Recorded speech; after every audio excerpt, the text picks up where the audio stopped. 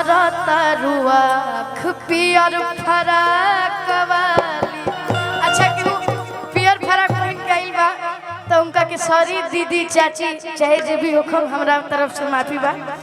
आवे के बा कि गोरी फूला झाड़ी बाड़ू पापा की परी बाड़ू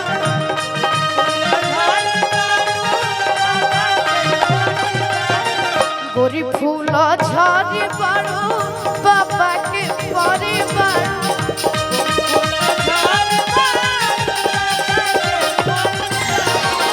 चकचा मारा तारू आँख पियर फरा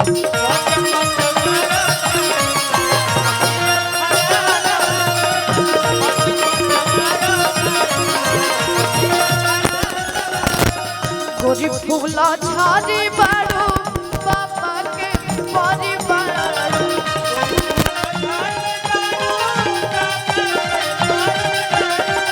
गोरी फूला झाड़ी बाड़ू पापा के परी बाड़ू।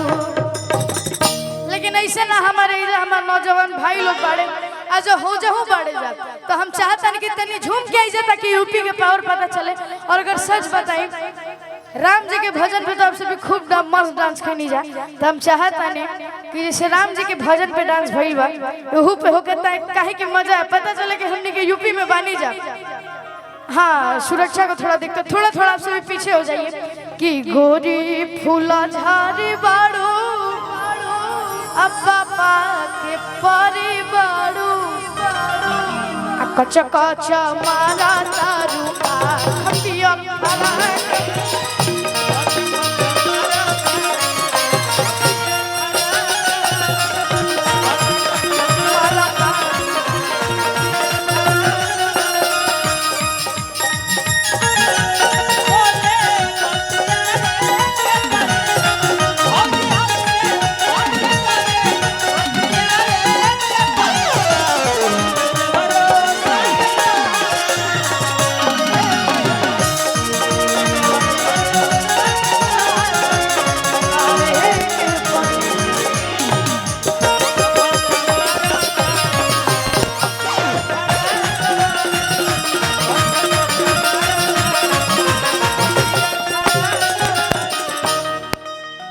अरे छोटे में खोटे लुसगिया गोरी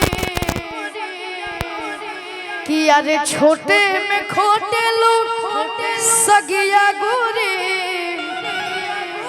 हरी हरी ओढ़ने तो हर छूटल कवना बगिया ये गोरी। अब के भैया कैसे कि यार छोटे में खोटे लुसगिया गोरी आधे छोटे में खोटे लुसगिया गोरी ताके गंगाइले अलंगिया गोरी कि हरी हरी ओढ़ने तो हर छूटल बगिया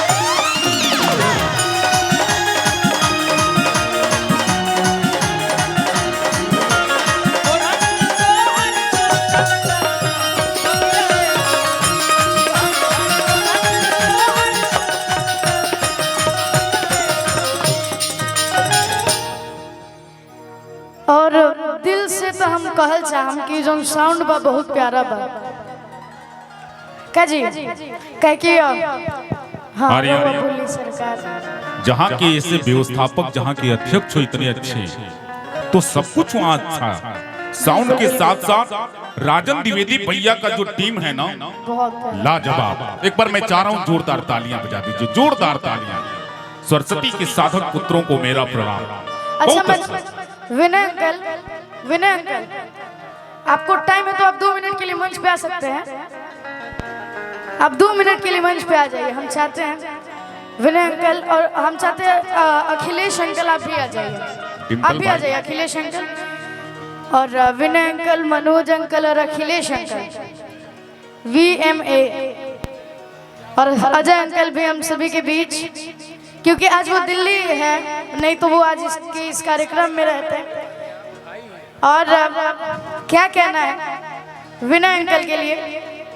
और अभी AS मनोरंजन से मेरा एक काफी प्यारा गाना आया है जो आप सभी के आशीर्वाद से इंस्टाग्राम पे ट्रेंडिंग में भी चल रहा है कि कश्मीर के फ्रूट लागेलू आ काला सूट में क्यूट लागेलू।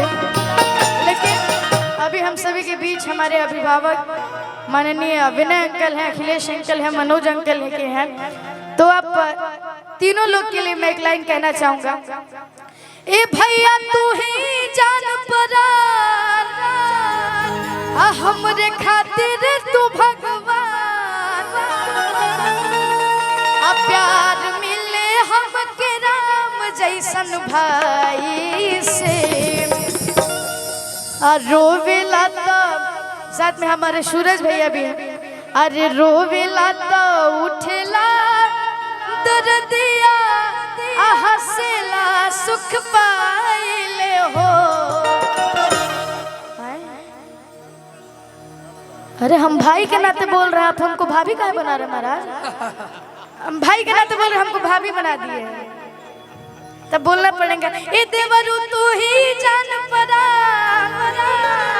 हमरे खातिर तू भगवान।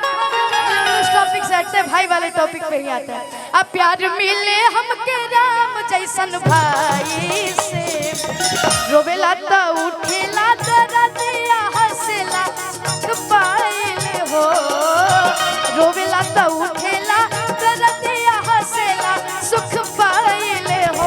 ए बबुआ तोहरा जैसन, ए बबुआ तोहरा जैसन मिले सबके भाई रब से